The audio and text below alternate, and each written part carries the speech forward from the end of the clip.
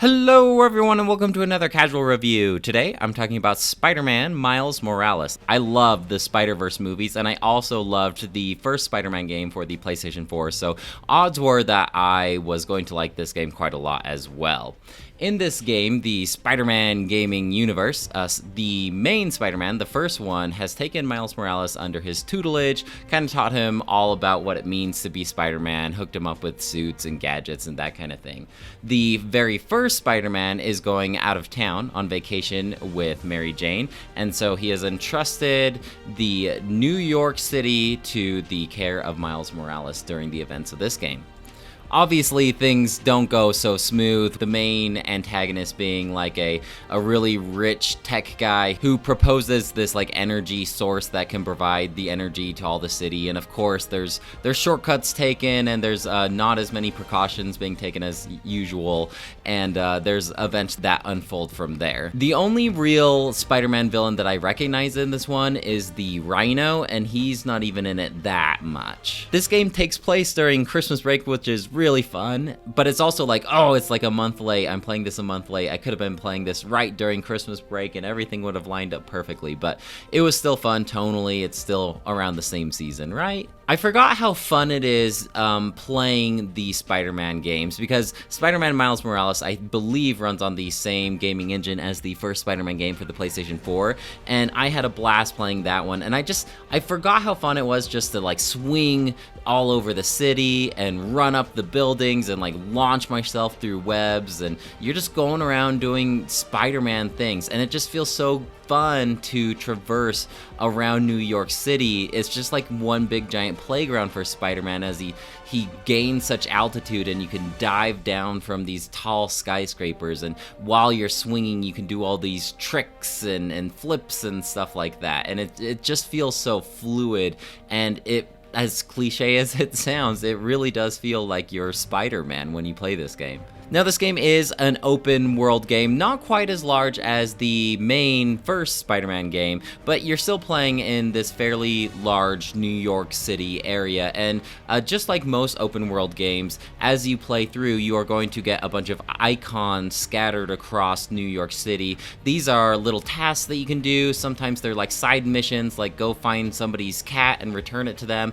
Other times they're more like collectathon kind of things, like collect memory boxes from you and your friend's past, or the original Spider-Man has set up all these different like challenges for you to do using like holograms. There's one where you have to like record sound and certain beats in the city depending on like what your uncle set up for you. Your buddy, your quote unquote tech guy, has set up a Spider-Man app where people can send in requests on the app, and then you can go and like fulfill those quests. Not quite like main side quests, but just little one-off kind of things that usually take about 5 minutes to fulfill. And as you would imagine, all of these little tasks and icons you can do provide you with like resources and experience to level up, and whenever you level up you can get a skill point for your skill tree. I wasn't too excited about many of the skill points in the skill tree in this one, because it seems like it just like upgrades certain bars or anything like that. I really like when a game has a really good skill tree where it really gives you like a lot of cool powers and abilities, and the skill tree here is fine, like I'll take it, but at the same time there's nothing I was super excited to like save up all of my skill points for. The thing that I was really excited to unlock all the time is unlocking new suits, and usually these suits come with like an additional suit mod that you can attach. So you can have like 2 different suit mods, and visually I just like how cool all of these different suits look, and especially when you fulfill like 100% of these side quests, then you unlock like really cool suits that way as well.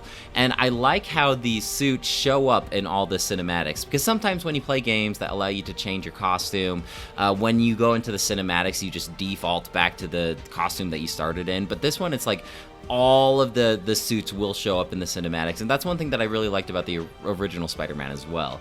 But I like Miles Morales' costumes a lot because I like the color schemes, and you can get a lot of really cool references. So you can get a costume that looks like the Prowler kind of, and there's one that looks like it's just straight from the Miles Morales movies. And the suit mods weren't like too great. Some of them were beneficial. Like I only needed combos of like 6 punches to do a combo finisher.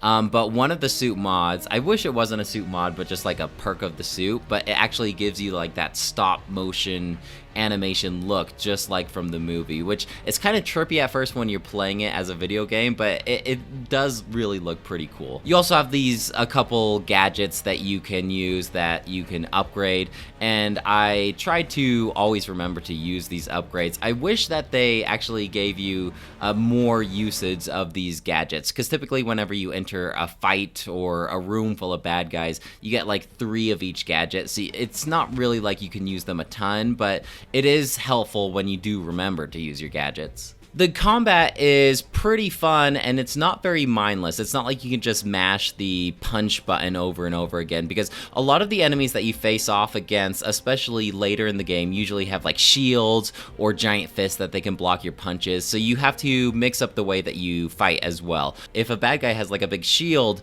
typically you are going to want to use Miles Morales' like electrical powers, because if you aren't familiar with Miles Morales, he has electrical powers and he can turn invisible. That's kind of what sets him apart from the original Spider-Man. And you can use these electrical powers to like do really strong punches or like launch all the enemies up in the air. And so they're usually useful for breaking enemies' defenses. In addition to this, you also want to be sure that you're dodging all of the enemy attacks. Now, your spidey senses will go off when an enemy's about to punch you or shoot at you with a gun, and if you dodge at the right moment, then you can do a little counter attack, which makes the enemy super vulnerable, so you can punish them for daring to try and attack you. But if you don't have that timing right with your dodge and you get hit, it actually takes a lot of health away from you, because Spider-Man's actually kind of squishy that way. He can't take a lot of hits.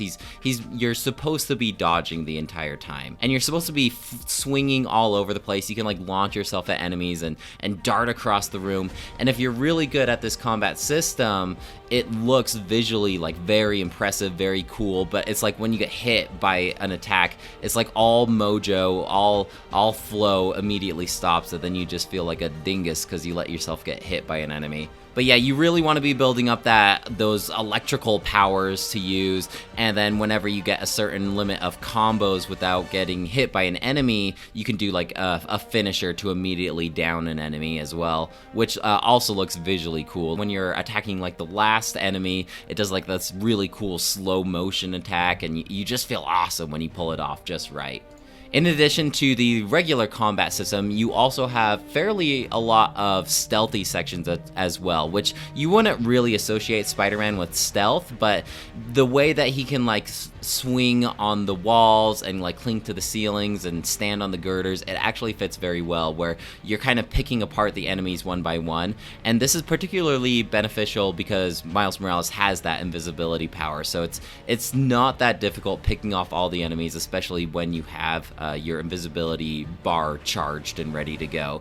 And so you're sticking enemies to the wall, and it will even tell you if it's safe to silently take down this enemy or not. Like if they're right next to each other, obviously the alarm would get set if you took down a guy's buddy right next to him. So you kind of want to like separate them away from each other. Sometimes you can shoot like little webs away, and then the guy will be like, oh, what's that? And he'll go off to investigate. And once you like single them out, then you can take the guy down. Story-wise, I think this is really just like a game about Miles Morales learning to come into his own. Maybe not relying on Spider-Man so much, but realizing that he too is a Spider-Man. This game certainly is not as long as a regular Spider-Man game. It took me, I believe, like under 10 hours, and I did a lot of the side stuff, which I normally do not do in an open world game, but this is like a bite-sized open world game, which is just perfect for me because it's like not too long where I get burnt out, but it's still long enough to hold my interest for a while. So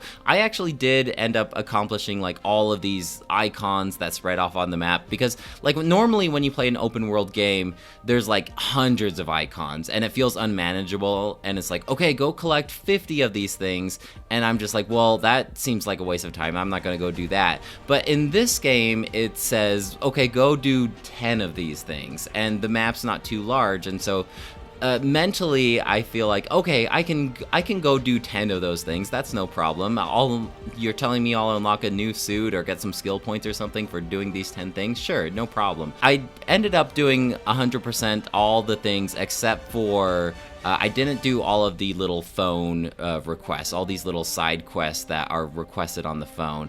And then when you do beat this game, they heavily encourage you to do a new game plus, because it's kind of weird, and I don't really like how they did this, but they prevent you from accessing certain skills on the skill tree behind playing New Game Plus. So you can't unlock them unless you start a New Game Plus file, in addition to a costume, which, like, the costume is fine. I kind of get, like, oh, you can't unlock this costume unless you play through New Game Plus, but I don't like that they locked the skills behind this feature. I also don't think that I really, like, I didn't mind Miles Morales' voice actor, but he sounded maybe a tad too young for what his in-game character model looked like. His in-game character model looked like maybe 18, 19-year-old, but his voice actor, his voice was very squeaky, almost like he's going through puberty, like a 15-year-old. It's definitely a minor gripe, but it just didn't really seem to line up, the voice actor and visually how he looked. I also am kind of disappointed by the lack of music in this game, because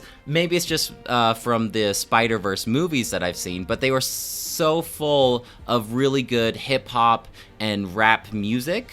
The movies were, at least, and it seemed like this game in particular, we had like one song at the beginning of the game and like one or two songs at the very end of the game, but throughout playing through the middle of the game, I was kind of expecting more of that really good hip-hop and rap music to show up, which it didn't. Instead, when you're swinging through the cities, you just get like a soft, mellow beat. But I think maybe during like pivotal story moments, we could have had more of that really good music that I associate with Miles Morales. Overall, I'm going to give this game a 4 out of 5. I really liked my time playing it, and I do appreciate this bite-sized approach. However, if you really want to get the best bang for your buck, I think you're best playing through either Spider-Man 1 or Spider-Man 2. Treat this game more as like an additional DLC to those games. That being said, I think if you do buy Spider-Man Miles Morales for the PlayStation 5, it comes bundled in with Spider-Man 1, at least mine did. Well guys, that's it for me. Let me know if you have any questions or comments about Spider-Man Miles Morales, and I'd love to hear what you have to say.